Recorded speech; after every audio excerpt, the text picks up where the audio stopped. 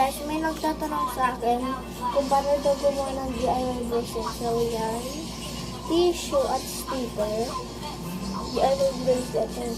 Kailangan mo ng bracelet na palang ganito. Pero kung wala kayo, pwede na lang iba. So, try natin yung wala. Ay, isa lang muna. Yan, diba? Itutupin nyo siya, guys. Na madami.